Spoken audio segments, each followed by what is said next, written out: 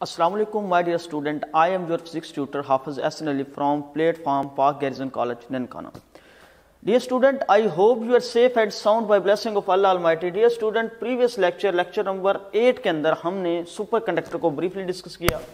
आज lecture number 9 के अंदर हम मैग्नेटिक प्रॉपर्टीज ऑफ सॉलिड को ब्रीफली डिस्कस करेंगे जी, जिसमें सबसे पहले पार्ट है एम्पियर व्यू. एम्पियर का व्यू क्या था, एम्पियर का नुक्ता नजर क्या था. एम्पियर ने कहा कि जब किसी कंडक्टर में से करंट पास होता है तो करंट के पास होने से उसके गिर्द क्या पैदा हो जाता है, मैग्नेटिक फील्ड.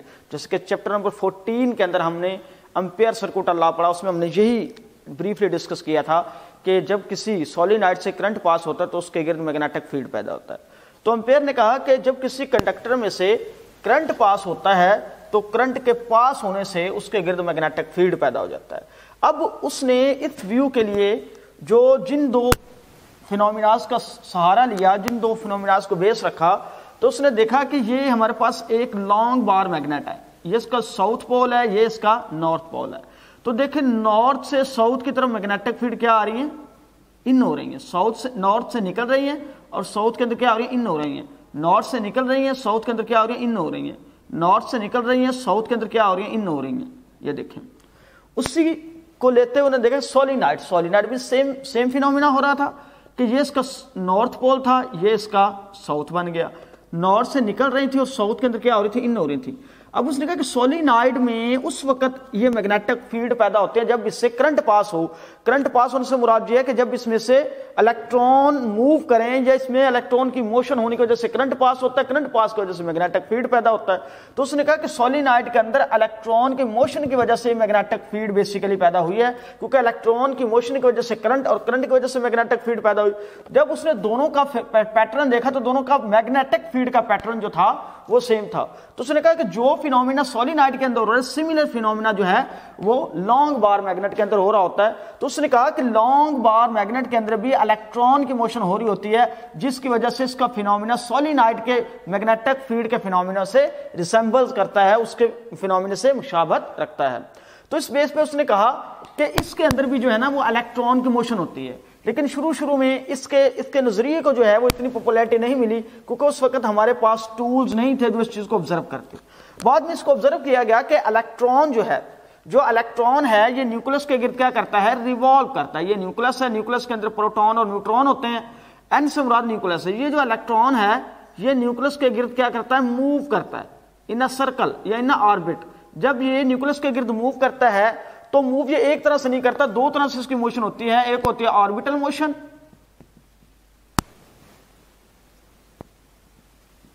एक होती है स्पिनिंग मोशन.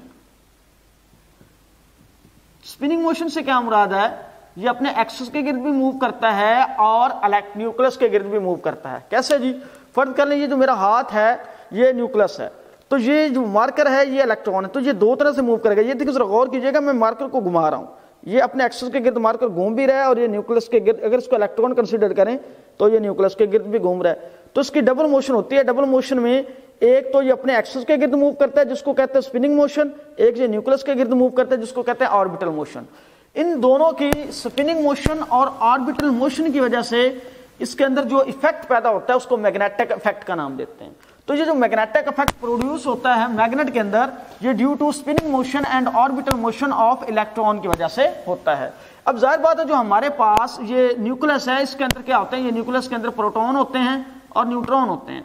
प्रोटॉन जो है ये भी अपने एक्सिस के गिर्द क्या करता है, अपने एक्सिस के गिर्द स्पिन करता है. तो इसका मतलब है जो न्यूक्लियस जो एटम के अंदर मैग्नेटिक फील्ड पैदा होता है उसमें तीन मोशन होती हैं.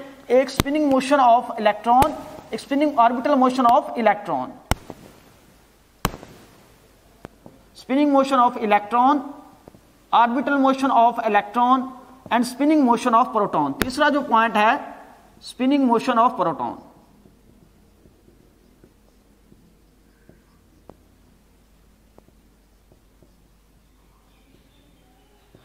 अब जो प्रोटॉन की मोशन होती है एज कंपेयर टू इलेक्ट्रॉन में दो मोशन हो रही है, एक ऑर्बिटल मोशन, एक स्पिनिंग मोशन. उसके मुकाबले में प्रोटॉन की जो सिर्फ एक ही मोशन है वो है स्पिनिंग मोशन.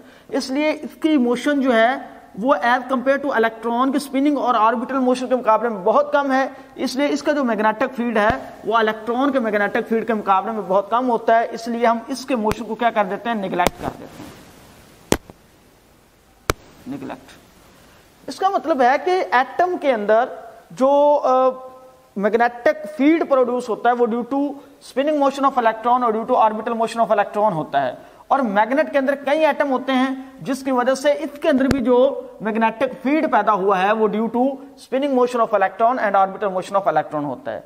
इसी तरह अगर हम शॉर्ट बार मैग्नेट को लें और एक स्मॉल लूप को लें तो उनकी भी मैग्नेटिक फील्ड सेम होती है।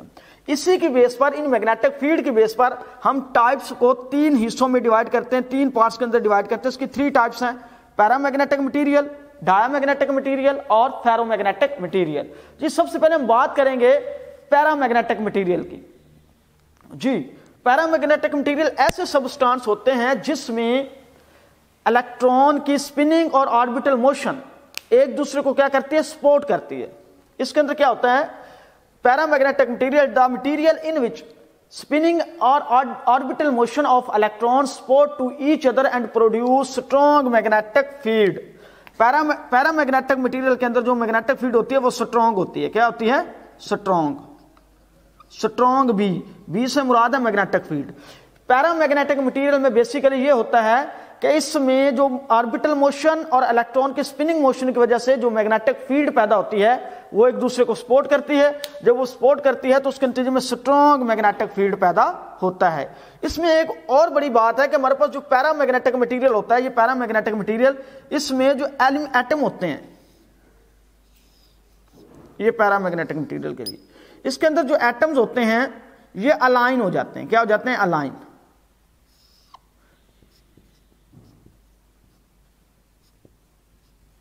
अलाइन होते हैं, तमाम की मैग्नेटिक फील्ड की डायरेक्शन एक हो जाती है, जिसकी वजह से क्या कर रहे हैं, एक दूसरे को सपोर्ट कर रहे हैं। जब ये ऐसा, इस मटेरियल के अंदर क्या होता है कि इलेक्ट्रॉन की स्पिनिंग मोशन और ऑर्बिटल मोशन की वजह से स्ट्रॉन्ग मैग्नेटिक फील्ड पैदा होता है कि इनमें तमाम की स्पिनिंग और ऑर्बिटल मोशन की डायरेक्शन एक होती है और ये एक दूसरे को क्या करते हैं, सपोर्ट करते हैं और स्ट्रॉन्ग मैग्नेटिक फील्ड पैदा होता है किसके अंदर, पैरामैग्नेटिक मटेरियल के अंदर।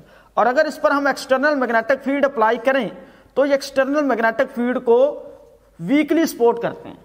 सपोर्ट तो करते हैं लेकिन वीकली, स्ट्रांगली सपोर्ट नहीं करते एक्सटर्नल मैग्नेटिक फील्ड को।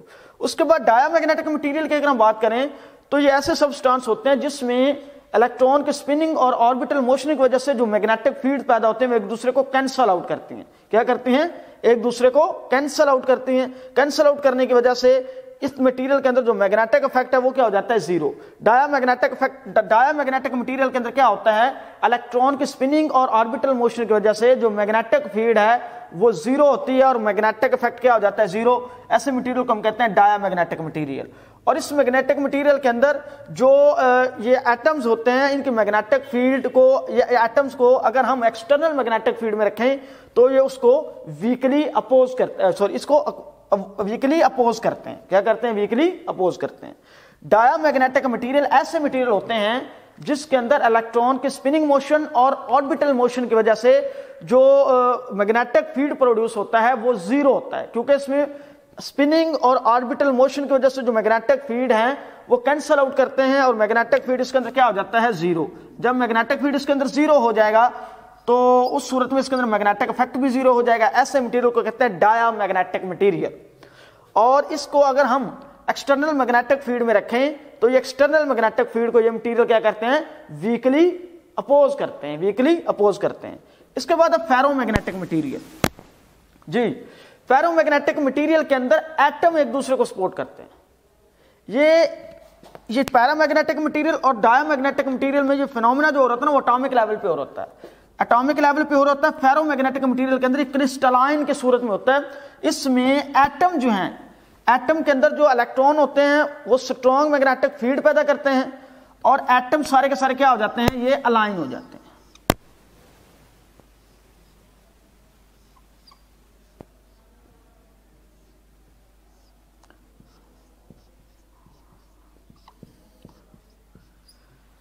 अच्छा, फेरोमैग्नेटिक मटेरियल और पैरा में इलेक्ट्रॉन की जो मोशन है वो एक दूसरे को सपोर्ट करती है। इसमें एटम एक दूसरे को सपोर्ट करते हैं। अब एटम सारे अलाइन होते हैं, एटम एक दूसरे को सपोर्ट करते हैं, कोऑपरेट करते हैं एक दूसरे के साथ और स्ट्रॉन्ग मैग्नेटिक फील्ड पैदा करते हैं। ये भी स्ट्रॉन्ग, लेकिन इसमें इलेक्ट्रॉन और पैरा के अंदर इलेक्ट्रॉन की स्पिनिंग और ऑर्बिटल मोशन के अंदर जो मैग्नेटिक फील्ड पैदा होता है वो सपोर्ट करता है इलेक्ट्रॉन, लेकिन इसमें डायरेक्ट एटम जो हम एक दूसरे के साथ कोऑपरेट करते हैं और स्ट्रॉन्ग मैग्नेटिक फील्ड पैदा करते हैं, और ऐसे मटेरियल को कहते हैं फेरोमैग्नेटिक मटेरियल। क्या कहते हैं? Ferromagnetic material. और अगर हम इसको किसी एक्सटर्नल मैग्नेटिक फील्ड में रखें तो ये इसको स्ट्रांगली सपोर्ट करते हैं, स्ट्रांगली सपोर्ट करते हैं। तो सबसे पहले बात हमने की पैरामैग्नेटिक मटेरियल की, तो पैरामैग्नेटिक मटेरियल की जो सबसे बड़ी एग्जांपल है वो है aluminium, platinum, ozone. Aluminium, platinum और ओजोन, O3। दूसरी बात हमने की डायामैग्नेटिक मटेरियल की, तो डायामैग्नेटिक मटेरियल की जो एग्जांपल है कॉपर, बायस्मिथ, एंटीमनी। कॉपर, बायस्मिथ, एंटीमनी इसकी एग्जांपल है। उसके बाद हमने बात की थी फेरोमैग्नेटिक मटेरियल की, तो फेरोमैग्नेटिक मटेरियल के जो एग्जांपल है आयरन, कोबाल्ट वगैरह। जी डियर स्टूडेंट, हम बात करते हैं डोमेन्स ऑफ फेरोमैग्नेटिक मटेरियल की। जी डोमेन ऑफ फेरोमैग्नेटिक मटेरियल क्या होते हैं? ये फेरोमैग्नेटिक मटेरियल के अंदर एक खास रीजन होते हैं जिसके अंदर जो है 10 की पावर 12 से लेके 10 की पावर 16 तक एटम होते हैं। याद रखें, ये डोमेन बना रहा हूं मैं।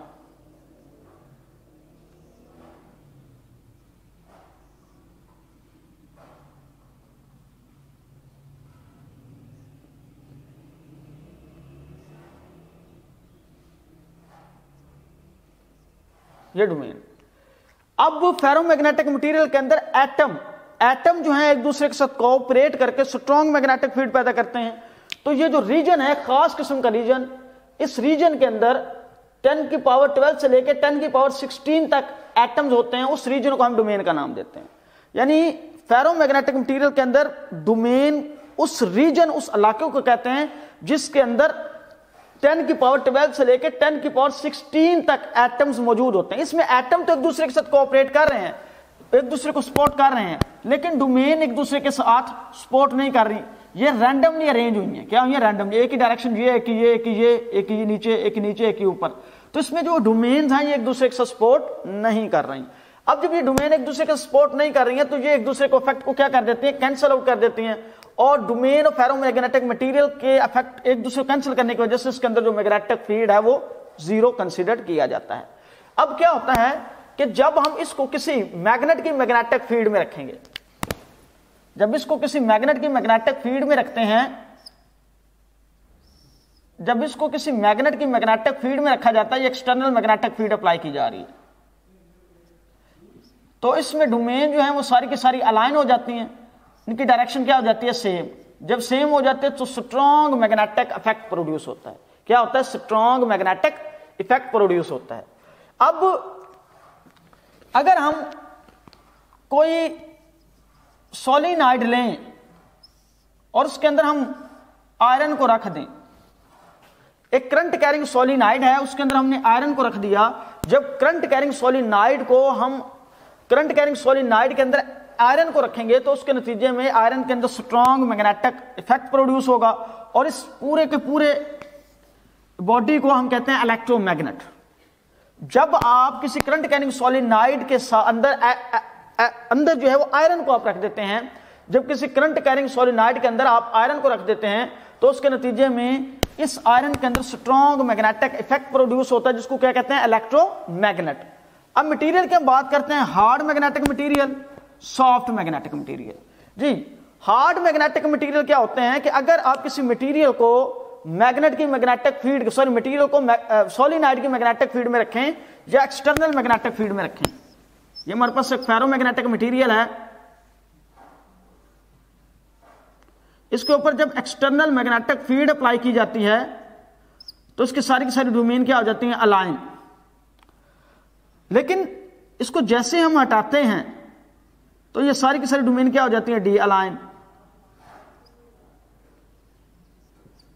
तो ऐसे मटेरियल, ऐसे मटेरियल जिसकी डोमेन डी अलाइन होती है, जब उसको हम स्ट्रॉन्ग मैग्नेटिक फील्ड प्रोवाइड नहीं करते बल्कि नॉर्मल मैग्नेटिक फील्ड प्रोवाइड करते हैं, ऑर्डिनरी मैग्नेटिक फील्ड प्रोवाइड करते हैं, ऐसे मटेरियल जिसको हम नॉर्मली मैग्नेटिक फील्ड अप्लाई करें और उसकी डोमेन अलाइन हो जाएं, उसकी डोमेन अलाइन हो जाएं, उसे कहते हैं सॉफ्ट मैग्नेटिक मटेरियल।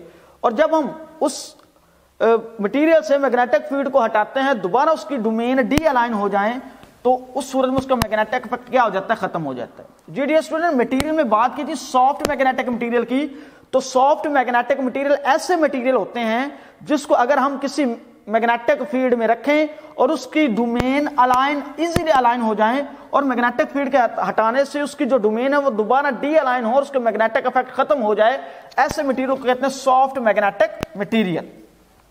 और अगर ऐसा मटेरियल हो जिसको हम स्ट्रांगली मैग्नेटिक फील्ड प्रोवाइड करें और उसकी डोमेन अलाइन हो, लेकिन मैग्नेटिक फील्ड के हटाने से उसकी जो डोमेन है वो दोबारा डी अलाइन ना हो, तो ऐसे मटेरियल को हार्ड मैग्नेटिक मटेरियल का नाम दिया जाता है और ये परमानेंट मैग्नेट बनाने के तौर पर इस्तेमाल होता है।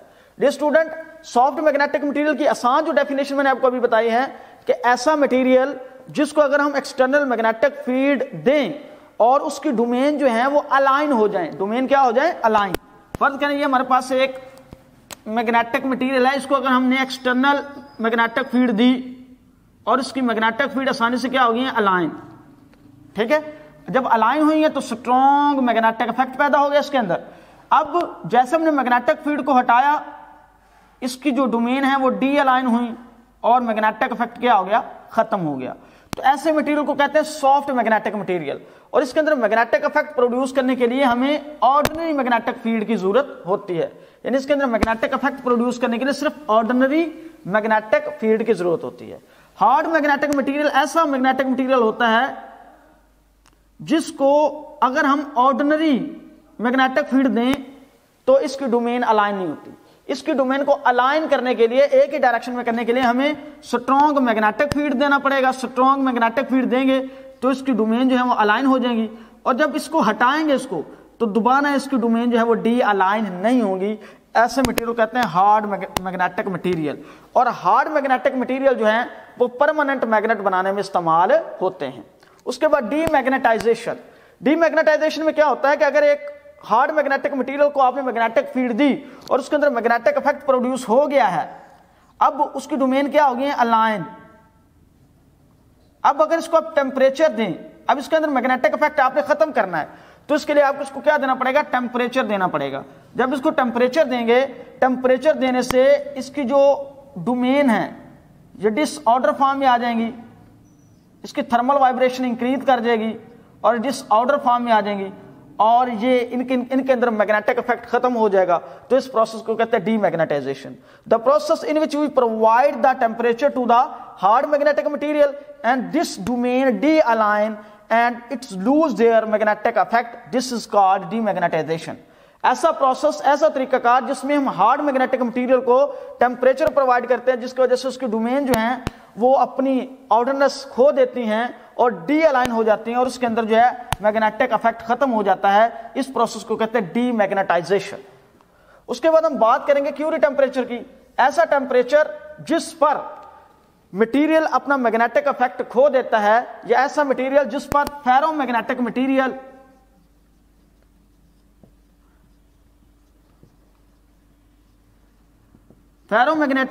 जो है वो पैरामैग्नेटिक में चेंज हो जाता है, ऐसे मटेरियल को हम नाम देते हैं जी, ऐसे टेम्परेचर को नाम देते हैं क्यूरी टेम्परेचर।